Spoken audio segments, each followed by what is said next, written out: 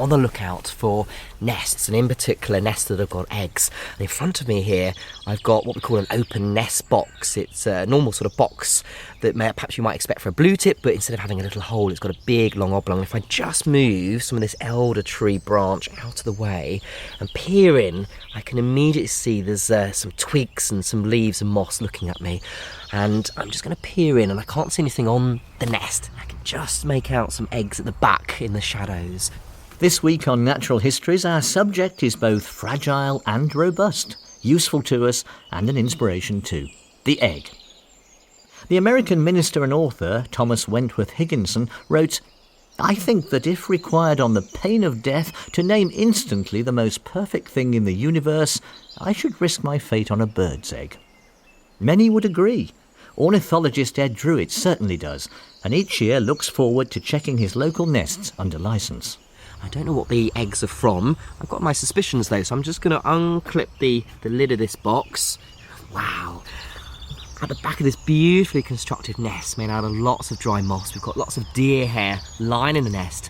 And if I open up and let the light in here, I can see that we've got 6 small eggs, only about the size of a mini egg or the width of a 20p piece. If I just put my fingers on them, I can feel they're nice and warm as well. So Mum, wherever she might be, she's not too far away, I imagine, will come back to these and carry on incubating them.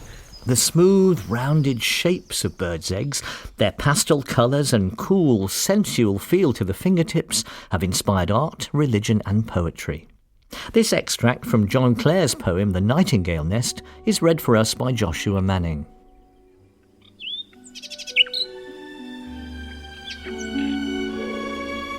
How curious is the nest. No other bird uses such loose materials or weaves its dwelling in such spots. Dead oaken leaves are placed without and velvet moss within, and little scraps of grass and scant and spare what scarcely seem materials, down and hair, for from men's haunts she nothing seems to win.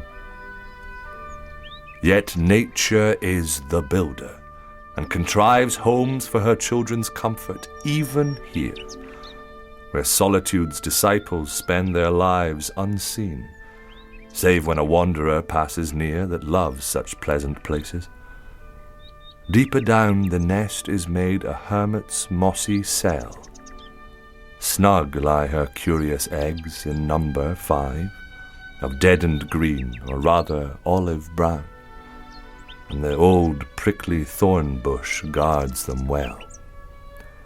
So here we'll leave them, still unknown to wrong, as the old woodland's legacy of song.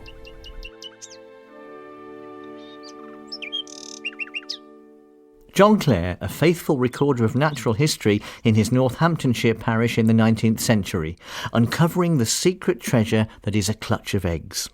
The clutch in Ed Druitt's nest has been laid by a relative of the nightingale, the robin. And they're beautiful, they're nice and shiny. The light, it's not a sunny day today, it's an overcast day, but they're glinting the light off. They're a creamy orangey colour. The broadest part of the eggs are actually much deeper browny orange with a few sort of speckles or squiggles on them, and the rest of the egg is this creamy orange colour with lighter blotches. And to know that perhaps in a week or so time they will hatch out and there'll be 6 little babies in here is just quite remarkable and special. Developing inside each fragile shell is a potential contributor to the woodland chorus, locked away mysteriously. And so we've used the egg as a symbol of rebirth and life after death, Easter eggs. Sculptors are inspired by their smooth perfection. Dame Barbara Hepworth famously carved egg-shaped forms and wrote, "I could for the rest of my life take an egg form and in different materials carve an infinite number of sculptures, all giving a different sort of life." Fabergé made fabulous bejewelled eggs that are amongst the most expensive pieces of art in the world. But eggs are mundane too. We eat millions each day in a countless variety of dishes. They are at once ordinary and extraordinary. A bird's egg has been described as the most perfect thing. And to me it is, because it is just an amazing combination of different adaptations that allow the bird to reproduce in the way that it does.